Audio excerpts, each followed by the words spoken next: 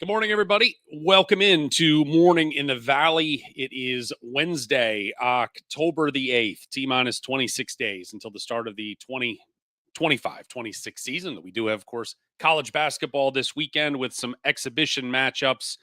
So the ball will be bouncing soon enough. Coming up in a matter of seconds, we will be joined by Jevin Redman. He is the radio voice of the Evansville Purple Aces, and we will continue our season previews of teams from around the Valley with the Evansville Purple Aces. So Jevin in the on-deck circle. We'll get to him in just a moment.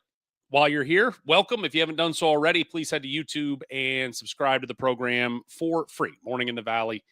Easy to find. Subscribe, comment, share, like, all that good stuff, and help this program continue to get out in front of our Missouri Valley conference-loving basketball folks. Without further ado, let's welcome in our guest of honor this morning. He is the radio voice of the Evansville Purple Aces. He is Jevin Redman. Jevin, good morning. It's almost time. It's almost you are not one that is burdened by college football in your radio career. So I feel you almost have a. I am burdened by it's like, especially knowing, and I say burdened from a standpoint of it's like in a week we're going to have both going on at the same time. And it's like, holy cow. But 26 days out, where's your excitement level right now with getting ready to roll with a new season? Yeah, I think when the calendar flips to October, the excitement really starts to ramp up. And it's been a busy time for us. We've had quite a few events. They had a kind of meet the team event the third weekend in September. They had a Makes Madness event into September. And then they had a kind of a closed door scrimmage for donors just this past Saturday. So a lot of events the last 3 or 4 weeks, which has kind of ramped up the energy behind the program. And yeah, I was just thinking we're about 2.5 weeks away from the first exhibition game. I'm ready, but I'm also not ready. So a few things I have to get in line. So it always kind of gets here quickly. You think you have time, and all of a sudden October's here and you've got the first game. But the excitement's there. They've got a good group, which we'll talk about, and I'm ready to go. All right. It is year 4 of the David Ragland era. Last season, 11-21 overall, 8-12 in the Missouri Valley. Most conference wins since 2016 when the Aces made it all the way to Sunday in St. Louis. With the 6-7 months now of perspective looking back, how do you sort of look at last year as a total product? Yeah, and I've said this to several different outlets. I think you have to look more at that conference record of 8-12, which is more indicative of the type of talent he had with the team. 11-21 overall, a bit misleading just because of their difficult non-conference schedule from a season ago, and they also battled just numerous injuries throughout the first month and a half. And I will say that the one thing I underestimated a bit, because I really hyped up last year's group, and they competed in conference play, but they had some lack of experience just at the college Division I level, and I think I kind of underestimated that with last year's group. What I will say with this year's group, it's a different story. I think talent-wise, they are equally as good as last year, if not better, but they have way more experience in this year's roster to where I think they should be ready to compete day one. Now, again, they have some tough non-conference games to schedule at Purdue, at Western Kentucky, at Notre Dame, and all of that. So I don't know what their non-conference record will be, but this group should be ready to compete more so day one than last year's group, which I think has added to the excitement.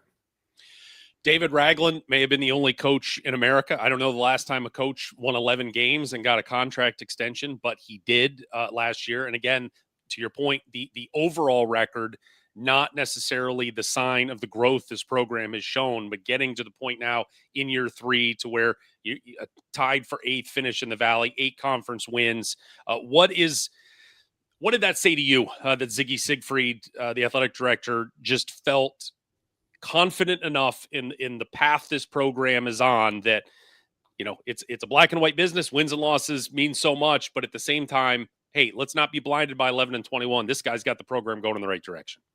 Well, 2 things really stand out talking with Ziggy, and that is he's really harped on how they compete in conference, and the improvement has been there his first 3 years.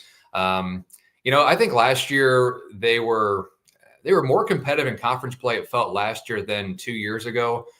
Even though the group 2 years ago had some big wins in Valley play as well. But Ziggy's always kind of harping, hey, I want to see improvement in conference. I want you to schedule tough the non-conference, so I'm not going to penalize you for your overall record. Sure, they want to be, at 500 or better, regardless of what the non-conference schedule is. But Coach Ragland has shown the improvement in Valley play. They were, I'd say, more competitive in their 8-12 conference record than what they showed a season ago. And number two, Ziggy's talked about, he wants stability. This is a program that before Coach Ragland got there, really cycled through coaches in a 3-4 year span. So he feels like he has stability. He views that improvement in conference and also how Coach Ragland does things off the court in the community. And they've pretty well done everything that they've said. I also think, too, the question, and it's a fair question, Coach Ragland still had a couple years on his existing deal. And the question I got is, well, why an extension now? Why not wait another year or two and see how these next years go? But I think Ziggy feels very confident about the group that he's brought in this year. I think they've done an outstanding job assembling the roster. I feel like in his time, this roster makes the most sense. And again, it's not that they weren't trying to make it make sense in previous years, but this feels like at each position, they have depth, they have experience, and all their pieces fit better than maybe in previous years. So I give them a lot of credit. And I think the improvement in conference and the group that he's brought in this year and wanting that stability has led to Ziggy giving him that extension. Before we talk about the additions, talk about the departures, it's sort of been the unfortunate byproduct of the portal era that we have seen David Ragland do an unbelievable job in finding diamonds in the rough on the recruiting trail, and then you maybe get 1 year and that's it. You look at the key departures: Tayshawn Comer, Gabriel Pizzato, Cam Hafner, your 3 double-digit scorers from a year ago, all moving on to other places. 7 guys in the portal. The one guy I'm not going to give any sort of grief to at all, not that I give really any to any of them, but Tanner Cuff going to Hawaii to complete his collegiate career. We'll give him a pass in any of these conversations. Of those 3, though, the 3 double-digit scorers, I know you'd love to have all of them, but is there one, maybe aside from the countable statistics, but maybe just from an intangible standpoint of, boy, that's a really big hole that we have to try to replace? Yeah, before I answer that, I want to go back to Tanner Cuff going to Hawaii. You can't fault a guy for making that move, but a lot of it too was, and Tanner loved in Evansville, and he kind of spoke on this, that he would have liked to stay, but in terms of education side, getting his master's, Evansville didn't have that really specific thing that he wanted. So, he went to Hawaii, and you can't fault him. He's actually teaming up with Yassine Toomey, who was on Evansville's team 2 years ago. They both are at Hawaii now. So best luck to them. But to answer your question, of the 3 you mentioned there at the bottom of the screen with Comer, Pizzato, and Hafner, I really think with Pizzato's upside and just his raw talent, that would be one of the guys you would hope to keep. Obviously, he went to Xavier, and I know he's battling it's a knee injury right now. So hopefully he can get healthy at some point throughout the season and help out Xavier. But I would say Pizzato definitely had the most upside. I will say Tayshawn Comer was a very stable point guard. I thought at times he carried the team in a scoring role in a group that last year wasn't extremely deep, especially at the point guard position. Comer had to play 38, 39 minutes on a consistent basis where they're trying to, find spots to give him a break. But I'd say Pizzato's the one that you wish you could keep. And we're going to talk about the new group here. And this is all judging on paper and the resume and whatnot. But, I feel like at the positions that they lost those guys, they're just as good, or possibly they have upgraded from last year. And again, we'll see how it plays out. But on paper, I feel like they're still in a good spot. In terms of the guys coming back, it is size. And that is one of the things that just feels like the 6'10" and above crowd, as much size, it feels like it's kind of funneled into the conference here in the last year or two. Boy, it feels like David Ragland has cornered the market on let's go find some 6'10" and above, and that includes the reigning and defending defensive player of the year in Connor Turnbull. Got a chance to talk with him a couple of weeks ago, but what sort of growth have you seen from him since you last saw him in March that you think, okay, he's the defensive player of the year, but this is also a kid that, averaged 9 points a game last year and really flourished offensively in the second half of the season. He can roll that into this year. Yeah, I think I've touched on this with you before, but Turnbull, just his personality and his comfort in himself has really improved the last year. If you had a video of him today just interacting with his teammates and his personality compared to a season ago, and it's a complete 180. So I really have seen improvement in that. He seems to be happy here, a lot more comfortable. And I think when you have a year like he did last season, of course, that helps your confidence and become more comfortable. But you talk about losing all the guys in the portal, and while Evansville returned 4 players from last year that saw minutes, 2 significant minutes, they're 2 very big pieces. And I think in today's game, for a school like Evansville, if you can return a guy like Turnbull and even Josh Hughes from defensive perspective, that's a major win. And so I think with Turnbull being defensive player of the year, probably becoming a bit more consistent in terms of his versatility offensively. I think he showed that, especially the last month or so of the season, where he was averaging well into double figures scoring wise. His defense has always been solid, but yeah, I think mainly with Turnbull, it's just his comfort, his leadership, and personality has really improved over the course of last season. Josh Hughes, the Australian, averaged about 7 a game last year. What do you expect out of him from a growth standpoint this year?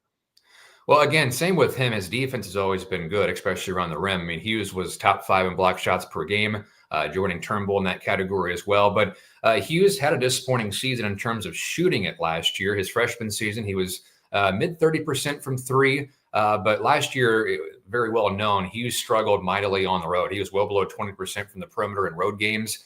So I'd like to see more balance with Hughes as far as getting him more touches down on the paint, scoring around the rim.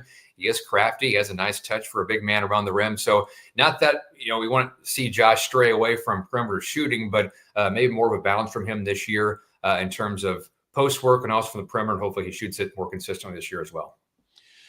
You talked about the additions and the part that I'm really interested in, to your point, is just the experience in those additions and to kind of go one by one with a couple of guys just to get your thoughts. Keyshawn Porter, a 5th-year senior out of North Carolina Central, averaged about 11 points a game last year.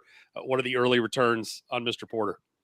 Extremely athletic. And I was telling someone at practice the other day, one of our supporters, I said, I feel like Keyshawn is more athletic than Pizzato in terms of his jumping ability. He's just a few inches shorter than Pizzato is, so he can't do as much above the rim. But he is a high flyer, Keyshawn is. And I was talking with Coach Ragland about his shooting ability, and his numbers from his last stop was about 36, 37% from three. And you watch him shoot, and you wouldn't think he is that high level of a shooter. But Coach Ragland said he takes good shots. He's a high IQ player in terms of his shot selection. And that's kind of led to his higher percentage than maybe what he is as a shooter. But he is an athletic freak. He's a guy that if he can get downhill and I think about some alley-oops playing above the rim, that'll be his strength. And certainly I think he'll provide a lot of excitement for this team.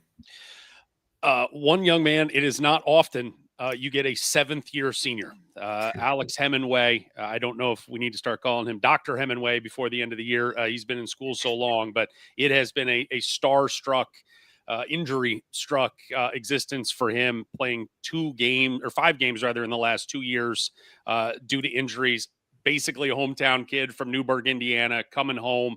What is the expectation for a young man that, look, played at Vanderbilt, played at Clemson, obviously great pedigree, but it's like his body has had him on the shelf for 2 years. What are the expectations that you can get out of him this season? And can you get 20, 25, 30 games out of him? Yeah, I think the expectation is high, again, if he stays healthy. And so far he has. I talked to him kind of late part of the summer, and he says he feels good. He really had to think hard in the offseason if he still wanted to play. And he said last year was difficult on him, mentally, and does he want to put his body through this for another season? And ultimately decided, hey, I do, and came back home to play, his final year of college basketball. It's people in Evansville remember Alex from his high school days, but it's kind of crazy to think he graduated Castle High School, which is about 15 minutes from the University of Evansville. He graduated in 2018. So yeah, that's a long time ago. But watching him in some of our scrimmage sessions and in practice, he is a pro on the court. Very, very crafty. One of my favorite games to watch with Hemingway when I go into practice, whether it's a shooting drill or scrimmage.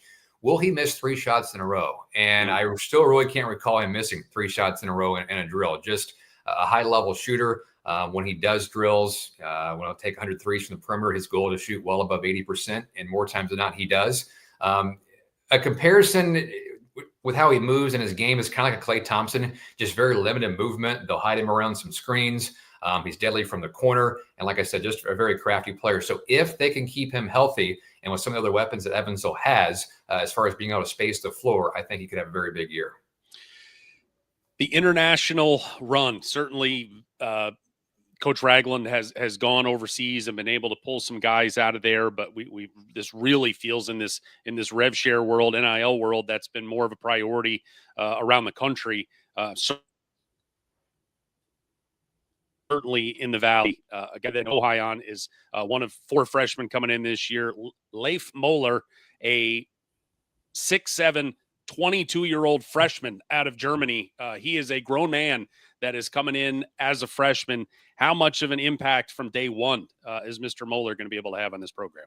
Well, if the team's going to have any success, they're going to have a lot of impact from him at the point guard spot. And just with off his experience, you mentioned a grown man, and the first time that I saw him in the gym, he was at the other end doing some drills. I walked in, and his body looks like he's a 25-year-old professional, but he's baby faced, looks like he's 18 years old in the face. So he's got that mixture. But I think it was going to take him some time to get comfortable with his new teammates. He didn't get here to campus until the very last week of summer workouts. So really this fall is his first time with the full team, trying to get used to his teammates and whatnot. And I'm kind of watching him practice. He picks his spots. He's trying to, figure out where he fits in. But as we've gotten close to the season, he's kind of ramped it up more, and we're seeing more of the Leif Moeller that we anticipate. But the one story, and I told this on my podcast whenever I interviewed him early August, but the one story that stood out is whenever he got to the States, Coach Snow, our assistant coach, went and picked him up at Nashville at the airport, and about the 2.5-hour drive back home.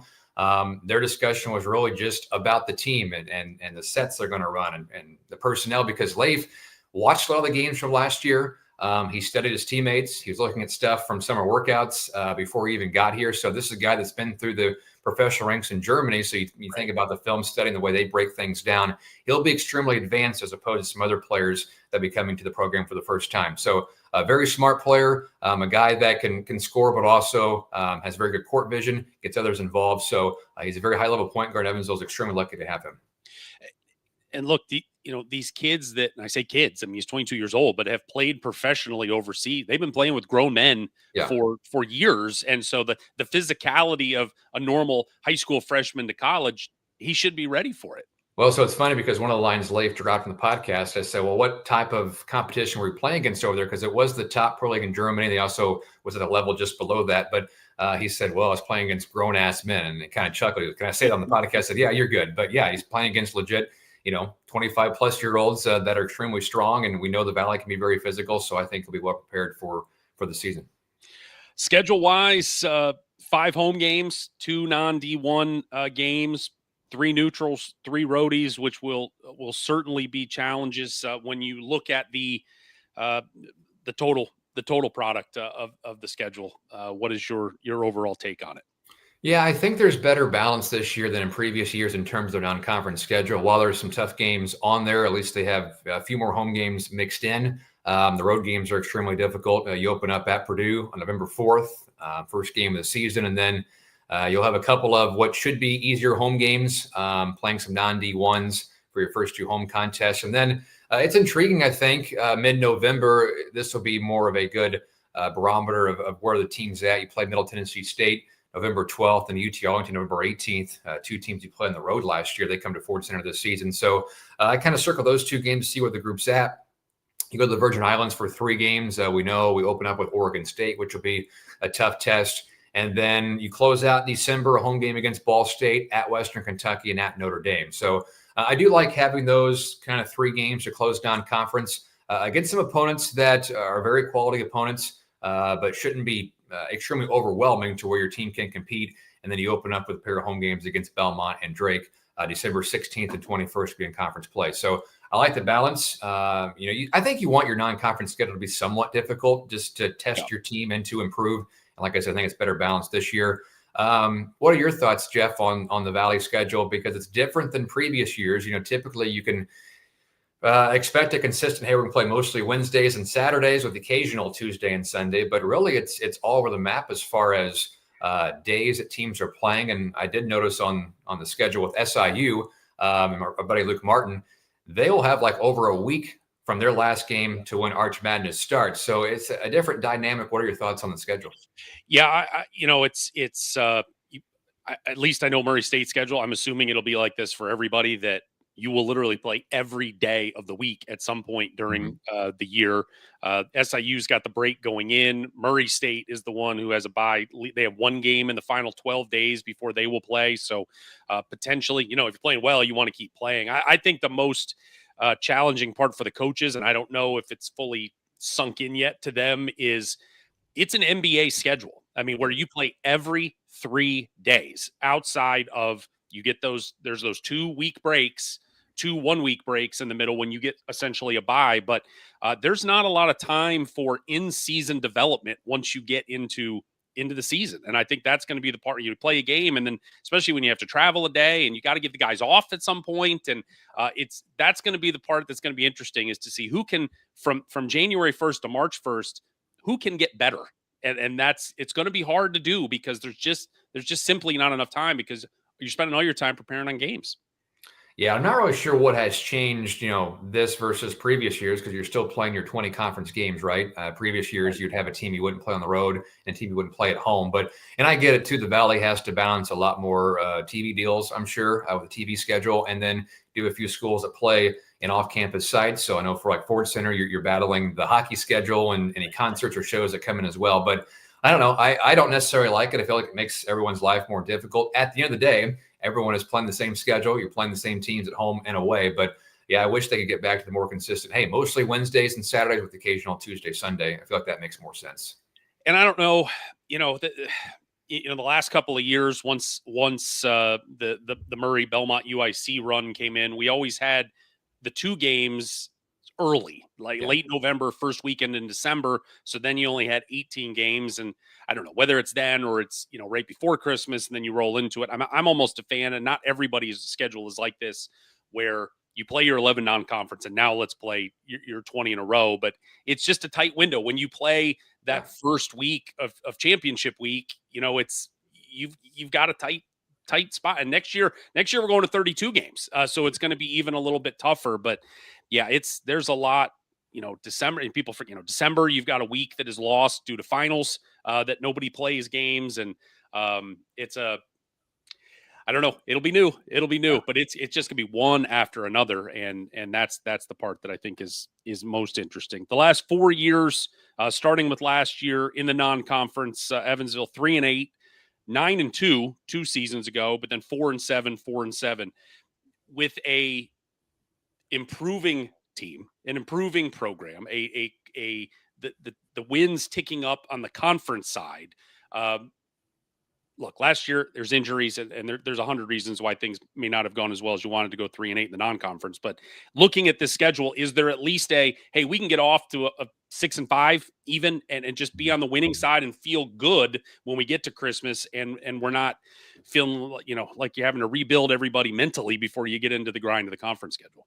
Yeah, I've looked at the schedule and talked with some people, just kind of what their thoughts are. This is away from the staff at the university, but yeah, I think we all have come to the conclusion 6-5, 5-6 would be a good mark, and hopefully they exceed that, right? But they do have some extremely tough road games on the schedule. So I think even if you were under 500 to 5-6, as long as you're competitive and continue to grow, I think that would be a successful non-conference season. Going into the Valley, I think this team really needs to make a jump this year. Coach Ragland did get the extension, but there is still some pressure on the program to, I think, finish middle to top half of the conference this year, especially with the roster they've assembled. And I mentioned being more ready to compete day one as opposed to previous years. So I'll be honest, I feel like if they don't finish higher than 8th this year, it'll be a disappointing season. Personally, I feel like their ceiling can be a 4 or 5 seed if everything aligns and goes well. But again, and this is the theme most years, but I think that 5-8, 5-9 range in the conference can come down to a game or two swing. And I kind of have Evansville in that group of teams, 5-9. I feel like on paper, in the Valley, the top 4 teams are pretty clear cut. I think Illinois State, who was the preseason favorite, I think Murray State's up there, Northern Iowa and Bradley, possibly Belmont, but those are kind of my 4 favorite teams. And we'll see how it plays out. But I think Evansville needs to have a season that they finish higher than 8th in the conference and be more mid to upper half in year 4. I guess you're tied for 6th in the preseason poll, is Evansville, since we only got to see the top 5 coming out of the conference. But the Blue Ribbon yearbook had you guys slotted at 8th. So, I mean, that seems like you're okay with that. Yeah, I am. And I'm not shy. I'll share where I picked them. And again, I think this team has a ceiling to finish 4th or 5th and get that first day bye over Arch Madness. But as I kind of pencil people in, I picked Evansville 7th this year. So kind of in that middle grouping. So I think 8th is pretty fair. Again, I think they have a more talented team than 8th place, but just based off what's happened in previous years, the unknowns, it's a very fair assessment. He is Jevin Redman. He is the radio voice of the Evansville Purple Aces. I cannot help but notice, as a fellow ginger, a fellow fair-skinned, at least. I don't want to group you into the ginger world, but going to the Virgin Islands as the Murray State's going to Caymans. I have already got a economy-sized bottle of sunscreen. Are you locked and loaded for the Virgin Islands? Hey, I've been to Florida twice this summer, so can't you tell? I still got the tan going on. I was just thinking, man, we're almost into where I don't have to deal with the sun anymore. I prefer the wintertime versus the summertime with the skin complexion, but Sure. yes, the sunscreen is already packed and ready to go for November, and I can't wait for that trip. Jevin, enjoy the next couple of weeks. I don't even know, it's a couple of days of silence before things get going. We'll see you soon enough, and appreciate the time this morning. Yep, sounds good. Thanks, Jeff. All right, thank you. There is Jevin Redman. Yeah, it is going to the Virgin Islands in this time of MTEs that are kind of falling apart, and you just hope that you get to go someplace. Look, it's a student athlete experience. It's a radio guy experience too, but it's a student athlete experience. You want to be able to go someplace that can be a memorable place. And I think back to gosh, 2011-12 season. So we're almost on 15 years ago when Murray State had their season of they were 31-2, top 10 in the country, just that kind of magical year. Well, their MTE, they went to Alaska. I mean, they went to the Great Alaska Shootout. They had a bunch of kids on that team from Florida and Mississippi and Alabama that were like, "Coach, what in the world?" But look, it's a memory. They're always going to remember going to Alaska, and there's a big 8-foot tall grizzly, stuffed grizzly in the lobby of the hotel, and like those are those things that you want it to be memorable. Now, if you're not going to go to Alaska, which that event doesn't even exist anymore, but boy, you'd sure love to go to a beach, and whether it's the Caymans or the Virgin Islands or whatever it may be, that great opportunities for these programs and good opportunities to go, be able to pick up some wins for Evansville. They're going to open up with Oregon State. They're going to get Iona or Akron in the second game. Those are three really good teams. Whoever you're going to get, those are teams that are, the Bart Torvik projections, Oregon State 101, Iona 92, Akron 96. So those are right on the cusp of Q2, Q3 games, depending on how they roll this year. But, the home games, you get two non-D1s. Texas, Arlington, Ball State, those are both quad 4 opponents. Middle Tennessee is barely a quad 3. So, look, if you can get, there's 5 games, you get 4 of those. You'd love to sweep them, but boy, if you can get 4, you go get 1 or 2 down in the Virgin Islands, and then, look, you're going on the road to Purdue and Notre Dame. Those are both quad 1 opponents. Those are challenging in-state matchups for sure, some of the better teams in the country. Then you go to Bowling Green to Western Kentucky. I mean, I think there's a path, certainly, to it, and I don't think it's like boy, we need everything to fall right to have a winning record. But after the last couple of years and, the injuries last season, Gabriel Posado being hurt early to go 3-8 in the non-conference, you just feel like they're limping in to the Valley. And then, hey, we got off to, win 8-12. And that's the best we've done in a decade. And you're feeling, but then you look at the whole thing, you're like, man, we went 11-21. And just from again, everything through the vision of metrics, everything trying to how do we help this league get 2 teams in? The bottom half of the league has to do their part, and you need the floor to elevate. And I think they've got a situation this year they can go win some games in November and December and help the greater cause, and then be an issue as we saw last year, be a problem for some folks when they get to conference play. All right, one real headline of the morning today, and that headline is from the NCAA. Let's go one more time. Our friend Rocco Miller reporting and sort of aggregating reporting from various sources, as we talked the other day about the consistent move, I guess the inching towards we're going to have 76 teams next year in the 26-27 season in the NCAA tournament. And Rocco reporting that the plans of how we're going to get to 76, and maybe not how we're getting to 76, but what we do with the 76 when we have them, is that the bottom 12 automatic qualifying teams, your conference tournament champions, will be put into one pile. You will then have another pile of 12, the final 12. We talk about the last 4 in, first 4 out, next 4 out. Well, it'll be the last 12 at-large teams that are in. They'll go into another pile. There would be 2 sites, as we talked about. Dayton's still locked in. There's been talk about Albuquerque. Who knows what that secondary site would be. But it would be, you would take those bottom 12 automatic qualifiers, and you would pair them off. And then you take the last 12 in, you'd pair them off as well. And they would play in the opening round. And then the winners advance to the field of 68. So we go back to the whole thing from, a decade ago, 15 years ago, when they started calling the first 4 the first round. And then, the round of 64 was the second round. And eventually there was enough commonsensical pushback on that it became, let's just call it the first 4. And then the first round is the round of 64 and so on. There's pearl clutching going on from corners of the basketball internet. And that pearl clutching is just simply that they just hate the fact they're 76. And I get it.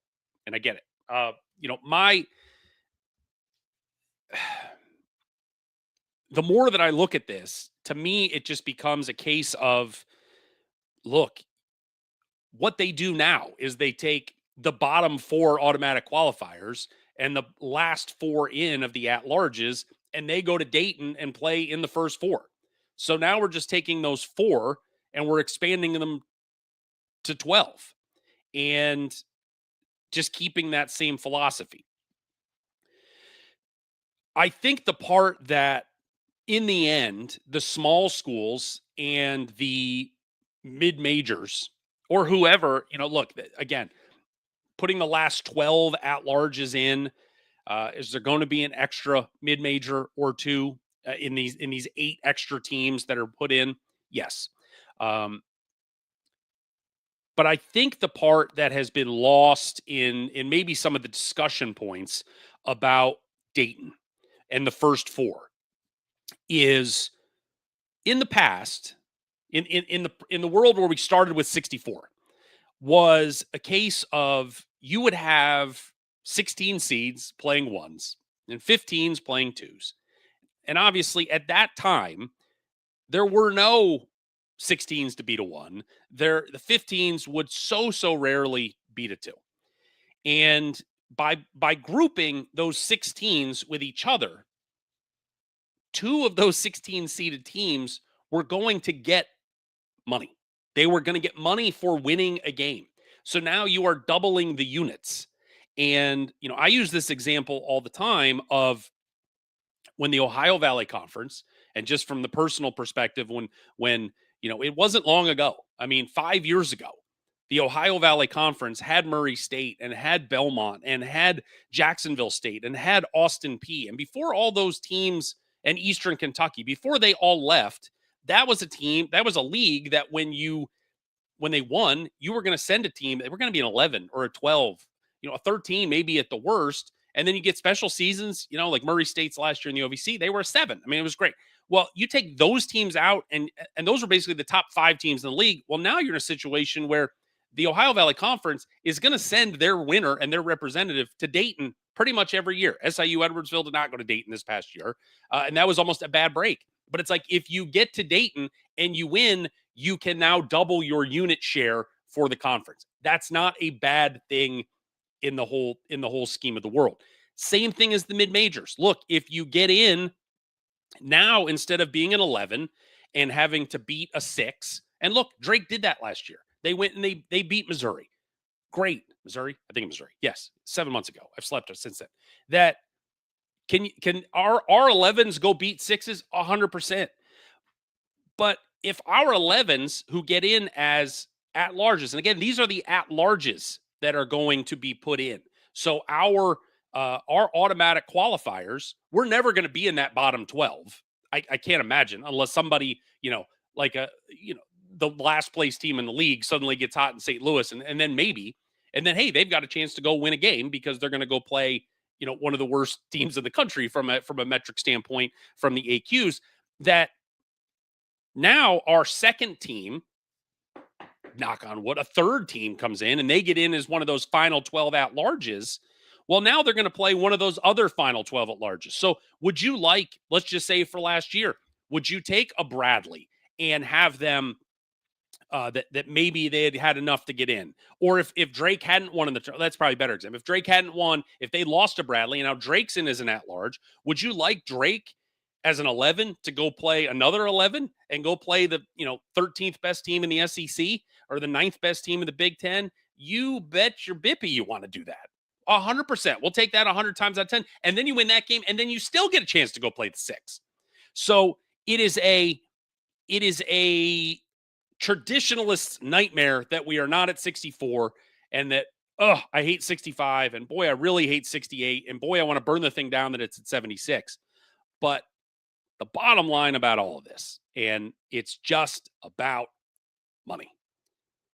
It's what makes the world go round. And as much as we hate it, and as much as it feels like it's ruined the sport, this decision that will ultimately give us the opportunities to have multiple teams and likely be in that group of 12 of the final at-large teams getting to play a similar team, it betters your chance of winning more games in the tournament and getting more units and benefiting the conference as a whole. And from that standpoint, I think it's okay.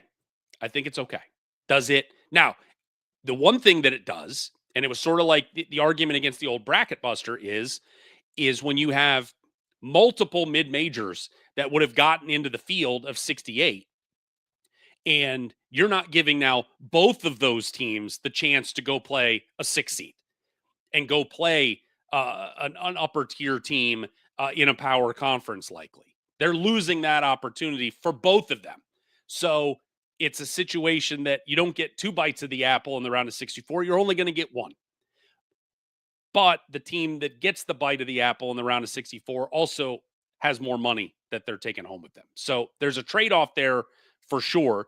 But I think from a financial standpoint, it is beneficial to the folks simply through the prism of through the Missouri Valley Conference, through multiple teams getting in, that it will help long term. Traditionally, I'm clutching pearls.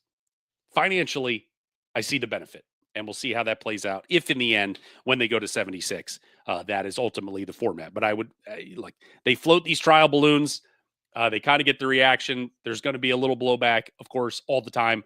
But the reaction to this has not been so damning that it feels like they're going to go in another direction. But we will find out soon enough because they've got to, the clock is ultimately ticking already, just trying to get the logistics ready for the 2026-27 season. All right, that does it for today. Thanks to Jevin Redman, my friend, radio voice of the Evansville Purple Aces, for being with us, continuing our preseason previews here in the Valley. Again, we've got college basketball this weekend. We have exhibition games. Bradley will be on the road at Green Bay. That'll be Saturday. You'll also have Drake on the road at Wichita State. So it's almost time. I mean, like 72 hours. We've got basketball. How exciting is that? And we'll have basketball to talk about coming up on Monday. So looking forward to that. Thanks for being with us today. If you haven't done so already, please head to YouTube, subscribe for free to Morning in the Valley. Like, share, comment, all of that. We've got all of our previews, interview clips, past shows for your viewing pleasure, broken down by team, so you don't have to go sorting and looking for what you want. But it's all there at Morning in the Valley on YouTube. Thanks for watching today. We'll see you Friday morning, 9 a.m. right here on Morning in the Valley.